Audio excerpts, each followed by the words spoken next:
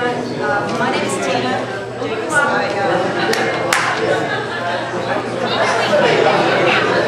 Can you hear me?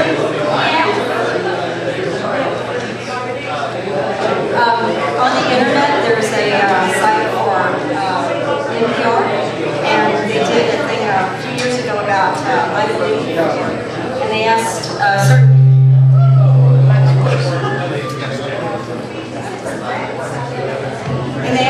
certain people if they would like to contribute to this I believe, and one of these people was Ken Gillette, and he wrote an essay, and he also has an audio version of it too that I would encourage you to read.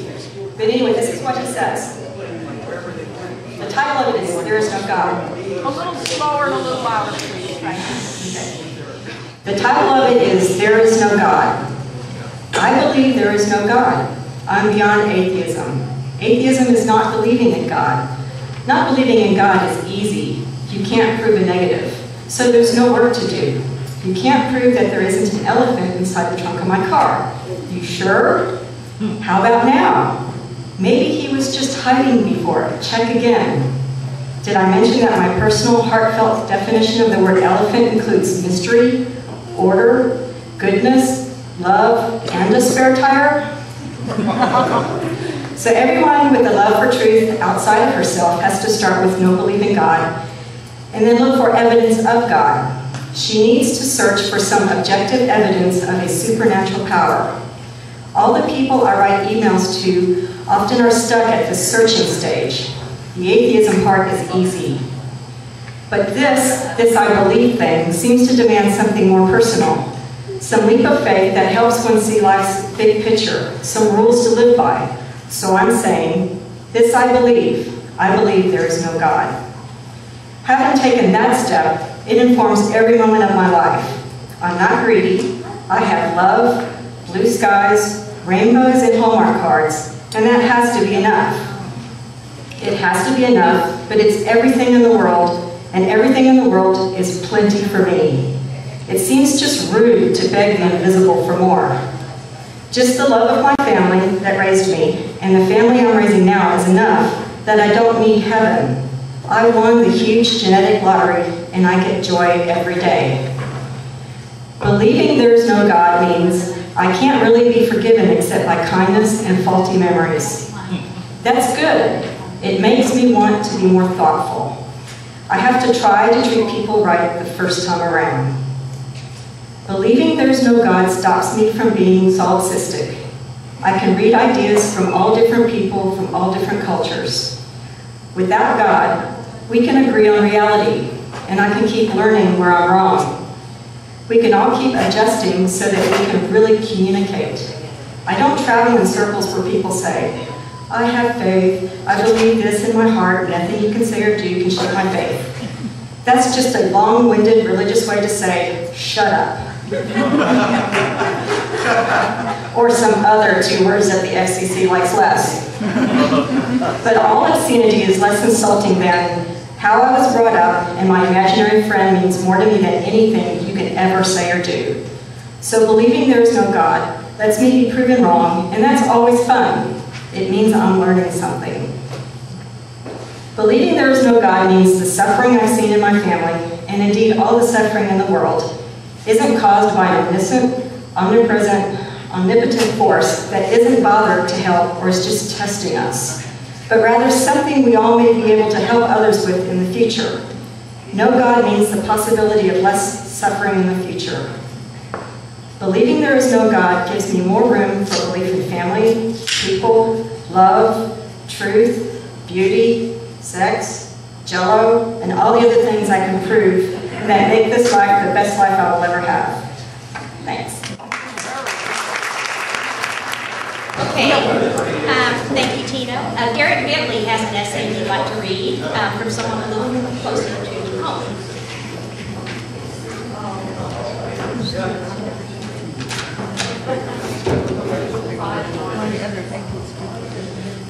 Hi everyone, my name is Derek Bentley, and I'm a heavy thinker. It started innocently enough, I suppose. I began to think socially at parties, just to loosen up. Inevitably, though, one thought led to another, and soon I was more than just a social thinker. I began to think alone, you know, to relax. But I knew it wasn't true. Thinking became more and more important to me. After a while, I couldn't control myself and began to think all the time. I even began to think on the job. I knew thinking and work don't mix, but I couldn't stop myself. Some of my coworkers even noticed that I was thinking, lost in deep concentration. And how they would always see me with my nose buried in a philosophy book. I'd disappear during lunch and head down to the park where I would read a few chapters of authors like Carl Sagan or Richard Dawkins. Or sometimes just stare off in the distance, lost inside my own thinking. It was soon pretty clear to everyone around me that my thinking had gotten out of control, and now I was thinking most every day. I began to avoid my friends at lunchtime so I could read John Venn or Kung Sung Lung, and return to my office dazed and confused, thinking, when no thing is not the pointed out is not pointed out. Wrap your brain around that. Things weren't going well at home either. One evening, after thinking all day at work, I had to turn off the TV and ask my wife about the meaning of life. Well, that night she spent the night at her mother's house. Before long, I had a reputation as a heavy thinker. One day after I knew I couldn't hide any longer, my boss called me in the office. He said, "Derek, I like you, and it hurts me to say this, but your thinking has become a real problem. If you don't start thinking on the job, we'll have to let you go. We just can't run a business here. If our employees are thinking, sooner or later somebody's going to get hurt. Get some professional help." This gave me something to think about. I came home early that evening after talking with my boss. "Honey," I confessed, "I've been thinking." "I know you've been thinking, and I want a divorce," she said. "But honey, it's not that serious." "It is serious," she said with her lower lip a quiver. You think as much as those college professors, and those college professors don't make any money. If you don't stop thinking, we won't be able to make ends meet." That's a faulty Semitism, I said impatiently, and she began to cry, and she had enough. And I said, "I'm going to the library," and snarled as I stomped out the door. I was heading to the library in the mood for some Nietzsche?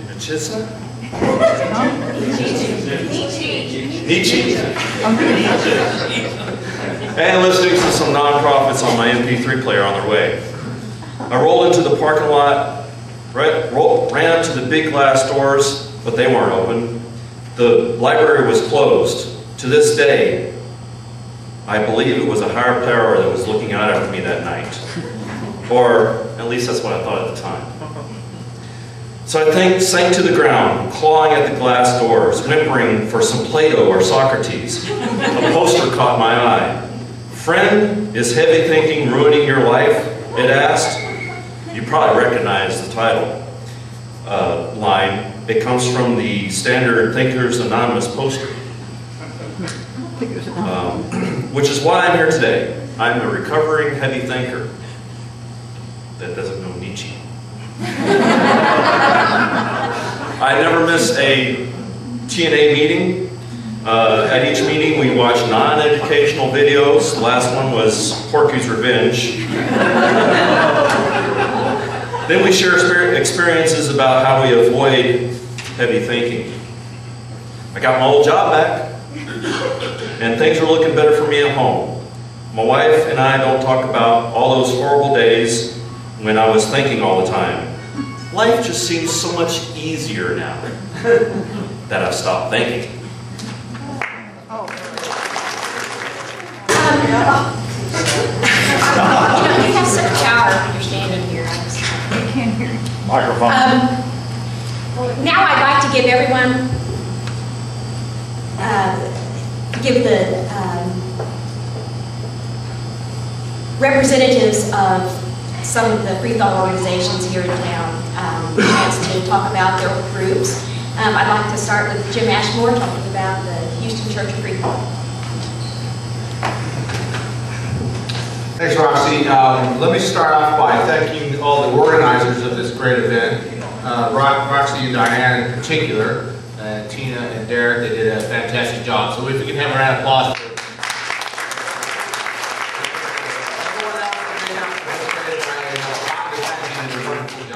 and also the food was fantastic. So give yourselves a round of applause.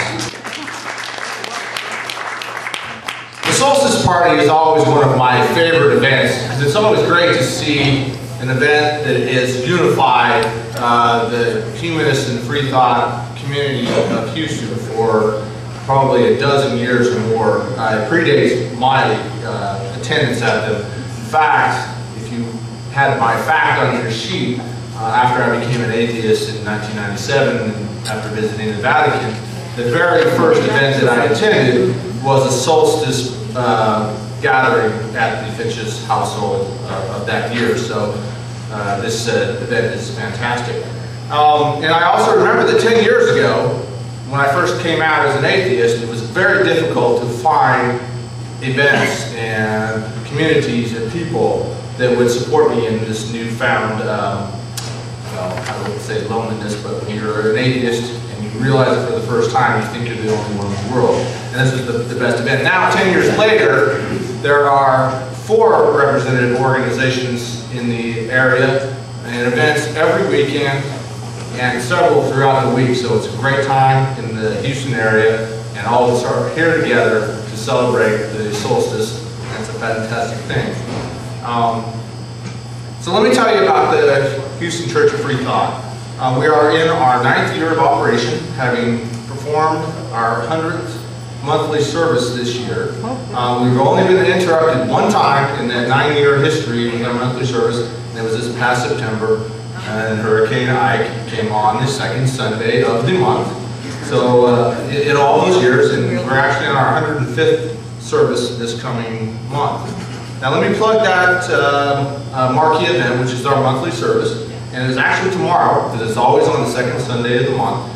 It's held at the West 610 Loop at Richmond in the Holiday Inn. This is right around the corner. So if you have a chance, come out and see us. Like I say, I'd like to plug tomorrow's event a little bit. We have one of our directors, Ed Uthman, speaking on What's the Point. If you ever have heard Ed speak in the past, he's very good. He's very dynamic, and you'll kick yourself if you miss it. We also have our Free Thinker of the Month, which is Henry Rollins, performed by another one of our directors, Anthony Stock. And then Nancy Fay has generated a piece on calendars, which I will be a lucky person to read because it's very well done. Well, Nancy is in the Sunday school. We have a bulletin that we will hand out tomorrow. I'll have it on the side that you can get. It lists our event, and once again, it's tomorrow at, well, we start drinking coffee at 10 o'clock, the service starts at 10:30, so please come and see us. A little bit more about our event, some of the more details. You know, while our service is our main effort, we also perform other services in the Free Thought community. One of our main goals is to really celebrate life's important events. And that means the ultimate beginnings, which is our births, ultimate endings. Unfortunately, we're all fated to leave the earth sometime. We have it. The funeral service is an important part of about what we do. And then everything in between, all those marquee, hallmark events in everyone's life. Those are the things that we strive to celebrate. The other thing that we do at HCOF, and we strive very hard to do, is it's a learning and it's a teaching organization. Learning about the natural world, our place in it, the inner subjective nature of what it means to be a human being, what it means to be a free thinker, and how to navigate yourself in the world and be a good person. But we're also a legacy organization, where we celebrate our legacy as free thinkers, because we have a proud legacy that goes back thousands of years to the Greeks, to the Romans, through the Enlightenment, up into this time. And free thinkers and atheists have made contributions throughout that time, and we have to be proud of it rather than hiding in the shadows and talking around it. And that's one of the things we do at the HCOF. So that is who we are, that is what we do. And if you're so inclined, get yourself a bulletin, come to our monthly service, always the second Sunday of the month. And if I hadn't said this enough, the next one is tomorrow morning. So thank you very much. Thanks, Roxie. You did a wonderful job. Nigel, would you like to come and say a few words?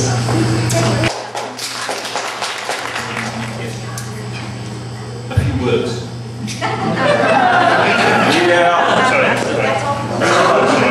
Put the mic where we can hear.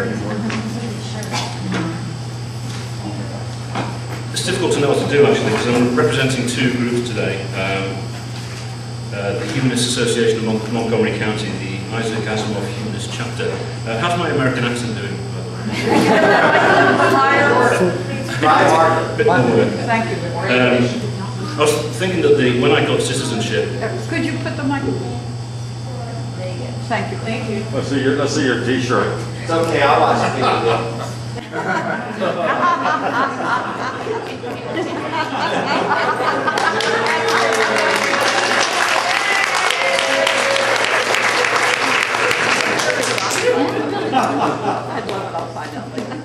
yeah, so I'm representing two groups today, the Humanists Association of Montgomery County and also the Houston Atheist Meetup. Ross is our president of the Humanists Association of Montgomery County, Ashmore Chapter. Unfortunately, he's in Mobile this weekend, visiting family, so I'm afraid you've got me. We meet every month. Our main meeting is on the second Saturday, South Montgomery County Library, and we have presentations and discussions. Some people ask me, in terms of the meetup, why don't we do presentations and discussions and what have you at the meetup? It's because there are other places to get that type of thing.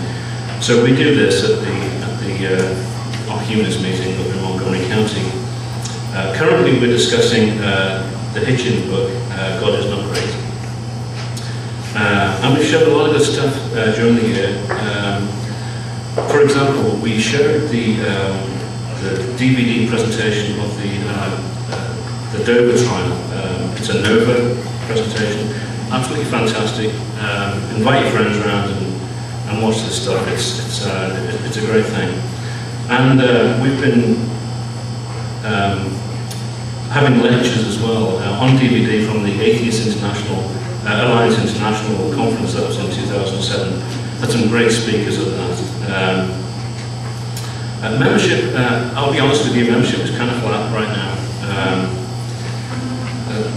It's very difficult getting free thinkers in Montgomery County to come out every Saturday. So as Reg says in the Life of Brian film, to Brian, he says, we need more doers in our movement. So, and we find this in all the groups in the Houston area. There are a small number of people who do a lot of stuff, and a lot of people who do very little and attend. We appreciate your attendance, but if you can chip in a little bit, do a little bit to help, then our groups will flourish. So that's the Humanist Association of Montgomery County. The Houston Atheist Meetup, we've got a lot of members right now, and we have regular events most weeks. Kerry Kerry is now arranging the Southeast, Kerry and Richard.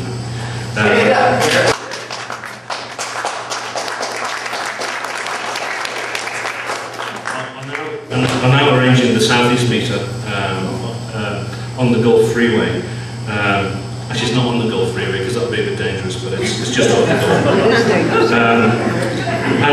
And right at the moment, I'm looking for somebody to establish a meter on the west side of town, monthly, bi-monthly, perhaps in Katy, Stafford, somewhere like that, so that there are events, for general discussion and meeting friends in all parts of Houston. So that's my ultimate goal. We've got 560 members right now. That's pretty good. Sorry, 561. Somebody joined this morning. That sounds better. So it's a flourishing group. Thankfully, most people don't turn up at Cafe Express all at once. Otherwise, we'd have a problem. Every once in a while, we have film nights. Bob and Stacey aren't here, but they arrange the film nights for us and do a great job there. And we're currently in the process of affiliating with the American Atheist Organization. Next year, 2009, there's a lot of events that we should commemorate. 8th of June is the 200th anniversary of the birth of a great guy, Thomas Paine, of the death of Thomas Paine, citizen of the world, and the author of the seminal Age of Reason. Also, as everybody knows, next year is the 200th anniversary of the birth of Darwin. And also on the 22nd of November, the 150th anniversary of the publication of On the Origin of Species. So what I'm thinking of doing, 22nd November, that sort of time, is to arrange a meetup where everybody turns up in gorilla costumes. To get the press along for the photographs and whatever, get some decent publicity. So that would be the 22nd of November. And also the 27th of April this year is the 250th anniversary of the birth of Mary Wollstonecraft, author of A Vindication of the Rights of Women. So there's a lot to celebrate next year, and we hope that you come to our events and that you're doers as well as receivers. Thank you very much. Okay, can you hear me? Yeah. Okay. I have to put it down on the floor. My name is Roxie Deaton, and I am the incoming president of the Humanists of Houston.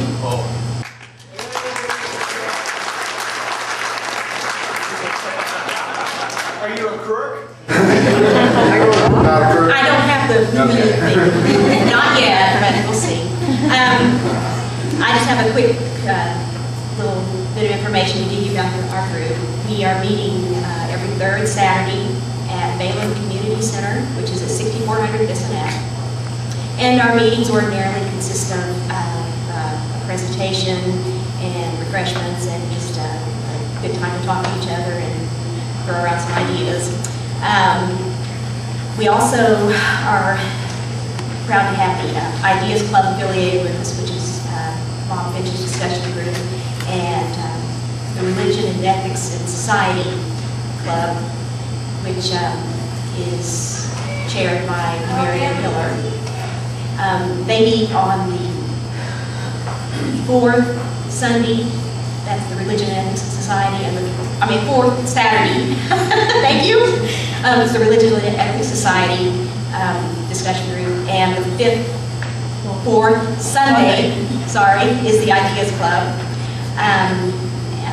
HOH, I think, is in a good spot. I'm really excited to have gotten an email from someone at the American Humanist Association. I don't know if you were familiar with the ad campaign that they put on in Washington. On the buses? On the buses, that's right. And they emailed me and said that they are willing to discuss local campaigns as well. So, but I haven't gotten into that yet. We're going to talk about that after the first of the year, but I thought we should do that.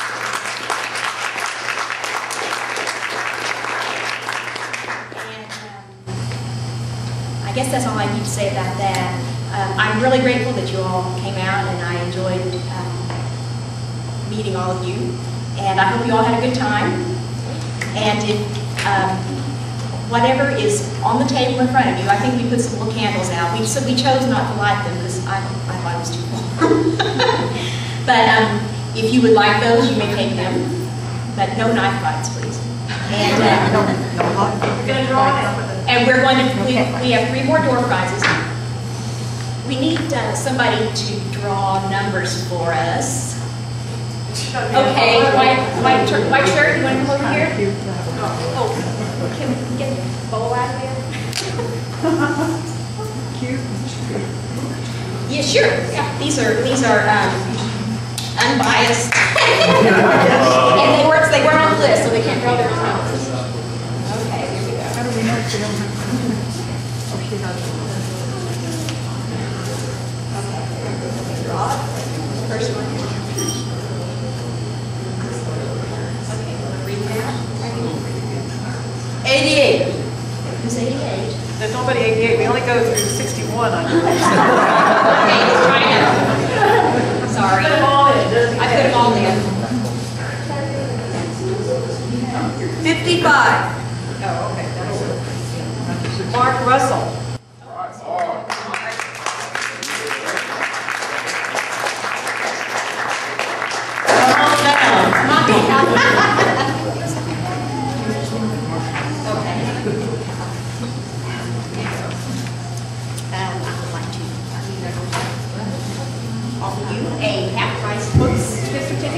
Oh, great. Yeah. That's a good idea.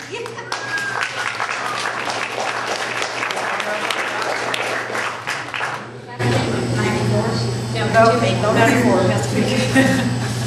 94. It's going to raise their hand, right? Oh, no. Don't go back. 33. Oh, Amparo Fricks. Oh.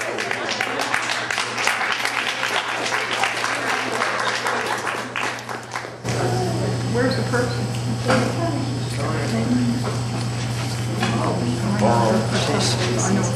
She's the Chilena. She's the Chilena. Starbucks gift card.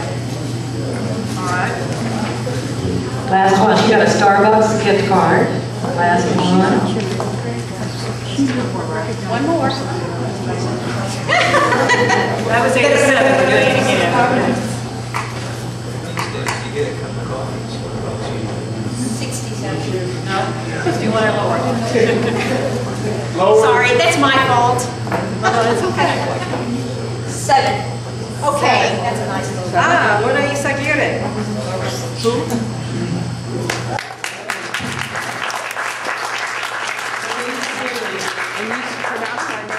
She knows. And there's movie tickets. Que era maestra en español, ojalá que pueda decirlo. She knows. Show off. Wow. Okay, that's it. Okay, that's it.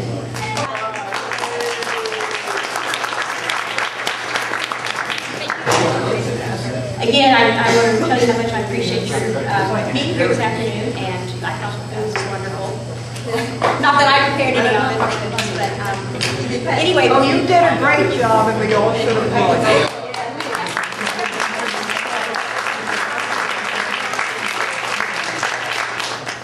We're going to be cleaning up starting about 3:30, so what you want to do is get your dishes out before we assume that they belong here in this kitchen and wash them and put them away. So, party on. Thank you.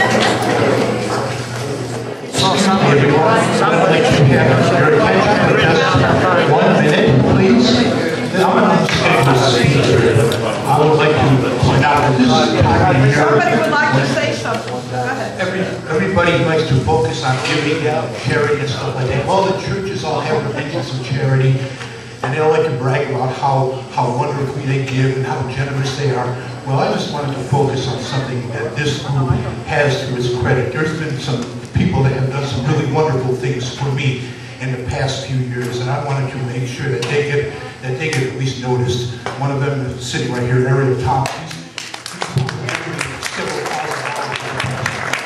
Another one out there is also 2 years ago, he gave me a check for $1,000 when I was having a tough time. RFA, he coughed up $800 so I could get my bearings fixed on my Toyota, which is kaput. Ron Titus, he's given me quite a bit of money. Bob Finch, I've gotten quite a bit of money from him. Sarah Simon, she's given me quite a bit of help also. And I wanted to personally get up here and express my gratitude to you people for the generousness that you've shown me. And I've known some people for close to 20 years now. I know Sarah, but you and Bob Finch in 1994, so RFA, I've known you since 1998. And most of you people know me, so I just wanted to make sure that this is my way of saying thank you for, and I'm letting this group know that this is the way we can compete with the churches and respect how they brag about their generosity.